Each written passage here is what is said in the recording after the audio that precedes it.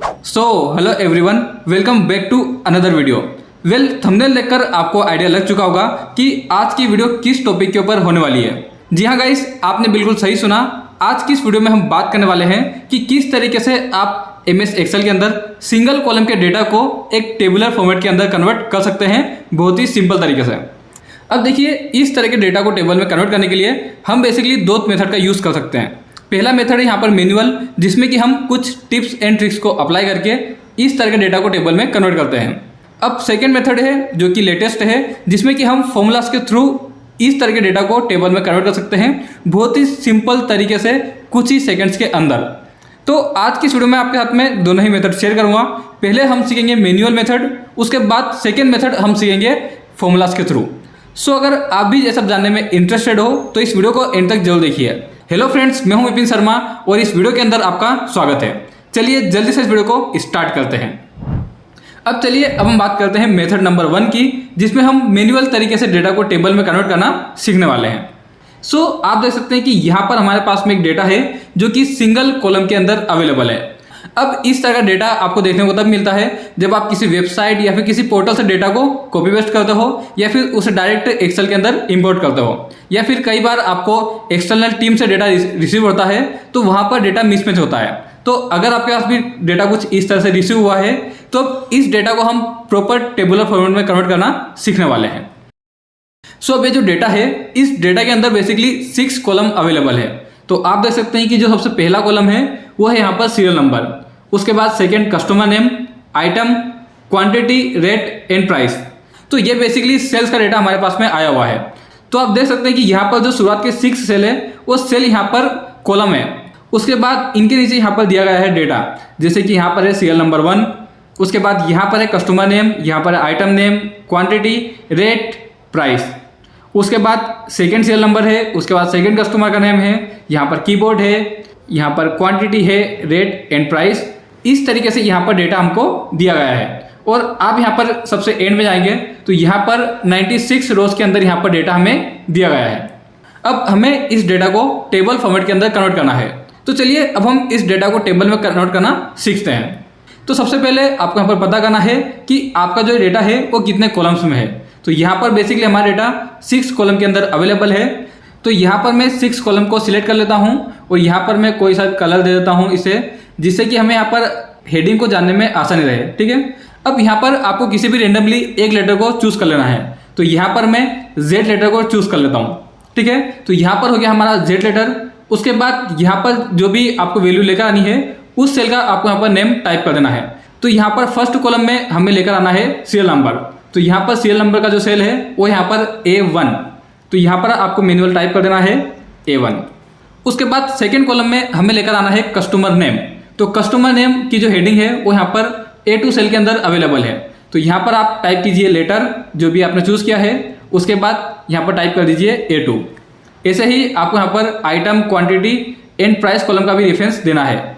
तो यहाँ पर हम इन्हें इस तरह से सिलेक्ट करेंगे और इसे इस तरीके से ड्रैग कर देंगे। तो अब 5 कॉलम के ऊपर यहाँ पर आएंगे हमारा रेट एंड 6 कॉलम के अंदर यहाँ पर आएगी प्राइस। तो इस तरीके से यहाँ पर हमने हेडिंग को डिजाइन कर लिया है। तो अब यहाँ पर हमें फर्स्ट कस्टमर के डेटा को इंपोर्ट करना है। तो फर्स्ट कस्टमर का डेटा यहाँ पर स्टार्ट हो रहा है A7 सेल से। तो यहाँ पर आपको टाइप करना है ZA7। उसके बाद यहाँ पर हमें इंपोर्ट करना है कस्टमर नेम। तो कस्टमर नेम यहाँ पर A8 सेल के अंदर अवेलेबल है। तो यहाँ पर आप टाइप कर दीजिए ZA8।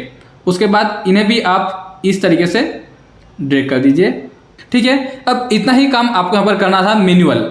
उसके बाद आपको यहाँ पर क्या करना है, जहाँ तक भी आपका डेटा अवेलेबल है, जैसे कि यहाँ पर हमारा डेटा A96 तक डेटा अवेलेबल है, इन दोनों ही रो के डेटा को इस तरह से सिलेक्ट करना है और इसे आपको इस तरीके से ड्रैग करना है। अब जितने सेल तक आपके पास में डेटा अवेलेबल है उतने सेल तक आप यहाँ पर डेटा को ड्रैग कर लीजिए। जैसे कि यहाँ पर हमारे पास में जो डेटा अवेलेबल है वो यहाँ पर केवल A96 तक डेटा अवेलेबल है, तो बाकी डेटा हमारे काम का नहीं है। इसे आप चाहे तो आप यहाँ पर डिलीट भी कर सकते हैं। अब यहाँ पर आपको कुछ भी नहीं करना है, आपको जस्ट सिंपल कंट्रोल प्रेस करके इस कंप्लीट डेटा को सिलेक्ट करना है एंड यहाँ पर आपको प्रेस करना है कंट्रोल H। तो फाइंड एंड रिप्लेस की विंडो आपके सामने इस तरह से ओपन रहेगी। अब फाइंड वर्ड में आपको यहाँ पर सिंपल टाइप करना है वो लेटर जो कि आपने यहाँ पर चूज किया है। तो यहाँ पर हमने लेटर चूज किया है जो कि है Z।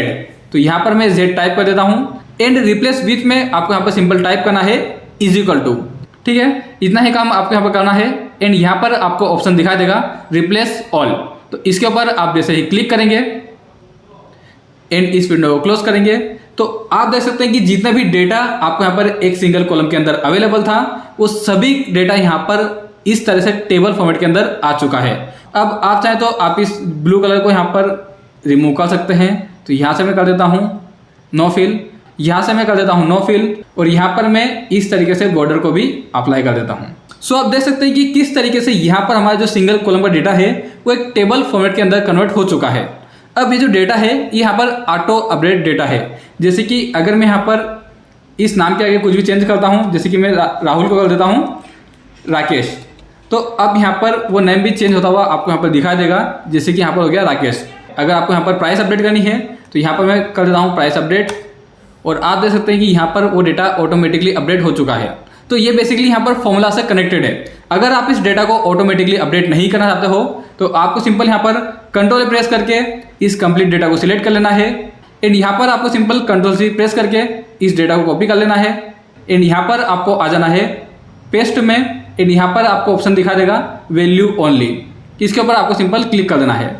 तो अब यहाँ पर जो आपका डेटा है वो यहाँ पर एज अ वैल्यू पेस्ट हो चुका है। आप देख सकते हैं कि जिस सेल के ऊपर मैं क्लिक करता हूँ तो यहाँ पर आपको उस सेल का नाम दिखा देगा, यहाँ पर कोई भी फॉर्मूला अप्लाई नहीं है। तो ये थी हमारी मेथड नंबर 1 जिसमें हमने सिंपल फाइंड एंड रिप्लेस का यूज करके इस तरह के डेटा को टेबल में कन्वर्ट कर दिया। अब चलिए अब हम बात करते हैं मेथड नंबर 2 की, जिसमें आप फॉर्मूला का यूज करके इस काम को और भी ज़्यादा सिंपल तरीके से कर सकते हैं। लेकिन मेथड नंबर 2 में आगे बढ़ने से पहले अगर अभी तक का वीडियो आपको पसंद आ रहा हो तो इस वीडियो को जल्दी से लाइक कर दीजिए और एक प्यारा सा कमेंट कर दीजिए कि आपको वीडियो कैसा लग रहा है। अब मेथड नंबर 2 की हम बात करते हैं जिसमें कि सेम डेटा मैंने वही लिया है जो कि हमने मेथड नंबर 1 के अंदर लिया था। अब सेम डेटा हमारे पास में अवेलेबल है और हमें इस डेटा को टेबल में कन्वर्ट करना है। तो यहाँ पर आपको कुछ भी नहीं करना है, जहाँ पर भी आपको इस डेटा को टेबल में कन्वर्ट करना है उस सेल को आप सिलेक्ट कीजिए एंड यहाँ पर आपको एक फॉर्मूला टाइप करना है जो कि है व्रैप रोस। ठीक है, व्रैप रोस फॉर्मूला आपको यहाँ पर दिखाई देगा। सिंपल टैब बटन प्रेस कीजिए और इस फॉर्मूले को सिलेक्ट कीजिए। अब इस आर्गुमेंट के अंदर आपको यहाँ पर कुछ भी नहीं करना है, आपको यहाँ पर सिंपल 2 आर्गुमेंट फॉलो करना है। तो पहला आर्गुमेंट है यहाँ पर वेक्टर। तो वेक्टर के अंदर आपको सिंपल इस फर्स्ट वाले सेल को सिलेक्ट करना है और कंट्रोल शिफ्ट के साथ में डाउन एरो की आपको प्रेस करना है। तो जितना भी आपको यहाँ पर डेटा होगा वो कंप्लीट डेटा यहाँ पर आपका सिलेक्ट हो जाएगा। अब यहाँ पर कोमा प्रेस कीजिए और सेकेंड आर्गुमेंट है व्रैप काउंट। अब व्रैप काउंट का मतलब होता है कि यहाँ पर आपको इस सिंगल कॉलम के डेटा को कितने कॉलम्स के अंदर कन्वर्ट करना है। तो यहाँ पर हमें 6 कॉलम में इस डेटा को कन्वर्ट करना है। तो यहाँ पर आपको टाइप कर देना है 6। अगर आपके डेटा में कॉलम्स ज़्यादा है या फिर कम है तो उसके अकॉर्डिंग आप यहाँ पर कॉलम्स वैल्यू को टाइप कर सकते हो। अब यहाँ पर आपको सिंपल ब्रैकेट क्लोज करना है एंड इंटर प्रेस करना है। तो आप देख सकते हैं कि यहाँ पर जो आपका डेटा है वो कुछ ही सेकंड के अंदर टेबल के अंदर कन्वर्ट हो चुका है। ये जो डेटा है ये डेटा भी यहाँ पर ऑटोमेटिकली अपडेट होगा, जैसे कि यहाँ पर फर्स्ट वाली मेथड के अंदर हुआ था। तो यहाँ पर मैंने सीरियल नंबर चेंज किया तो उसका इफेक्ट भी आपको यहाँ पर दिखाई दे रहा है। अगर आप इस डेटा को भी एज अ वैल्यू पेस्ट करना चाहते हो तो अगेन कंट्रोल प्रेस कीजिए, कंट्रोल सी प्रेस कीजिए और यहाँ पर आकर आप इस डेटा को एज अ पेस्ट वैल्यू कर दीजिए। तो अब यहाँ पर आपका जो डेटा है वो यहाँ पर स्टैटिक हो चुका है। अब इस डेटा के अंदर कुछ भी चेंजेस नहीं होगा यहाँ पर चेंज करने से। ठीक है, इसके अलावा आप यहाँ पर चाहे तो आप अपने अकॉर्डिंग फॉर्मेटिंग कर सकते हैं। जो भी फॉर्मेटिंग आपको यहाँ पर अच्छी लगती है वो फॉर्मेटिंग आप यहाँ पर कर सकते हैं अपने अकॉर्डिंग। ठीक है, जैसे कि मैंने यहाँ पर इस तरीके से इस डेटा को फॉर्मेट कर दिया तो यहाँ पर हमारा डेटा का प्रोफेशनल लुक आ चुका है। अब देखिए इस वीडियो के अंदर मैंने आपके पास में 2 मेथड इसलिए शेयर किए क्योंकि ये जो व्रैप रो फॉर्मूला है ये केवल MS ऑफिस के 365 वर्जन के अंदर अवेलेबल है। अगर आपके पास में MS एक्सेल का ओल्ड वर्जन है तो आप सिंपल यहाँ पर मेथड नंबर 1 का यूज़ कर सकते हो, या फिर इसके अलावा अगर आप ऐसे प्रैक्टिस करना चाहते हो इन फॉर्मूलाज की तो आप सिंपल MS ऑफिस 365 वर्जन के ऑनलाइन वर्जन का यूज़ कर सकते हो। अगर आपको नहीं पता है कि MS ऑफिस के 365 वर्जन को ऑनलाइन कैसे एक्सेस करते हैं तो डोंट वरी, इस टॉपिक के ऊपर मैंने ऑलरेडी एक डिटेल वीडियो बना रखी है जिसमें मैंने आपको डिटेल में सिखाया है कि किस तरीके से आप MS ऑफिस के 365 वर्जन को ऑनलाइन यूज़ कर सकते हैं बिल्कुल फ्री में। तो उस वीडियो की लिंक आपको इस वीडियो के डिस्क्रिप्शन बॉक्स में मिल जाएगी, तो वहाँ पर क्लिक करके आप इजीली इस वीडियो को देख सकते हैं। सो फाइनली अगर आपको वीडियो पसंद आया हो तो इस वीडियो को लाइक कीजिए और अपने दोस्तों के साथ में भी इस वीडियो को शेयर जरूर कीजिए। एंड फाइनली इस वीडियो में कमेंट करके अपना कंट्रीब्यूट जरूर देना ताकि मुझे मोटिवेशन मिल सके आपके लिए और भी वैल्यूएबल वीडियोस लाने के लिए। सो मैं मिलता हूँ आपसे नेक्स्ट वीडियो में और भी इंटरेस्टिंग टॉपिक के साथ में। So keep learning, stay with me.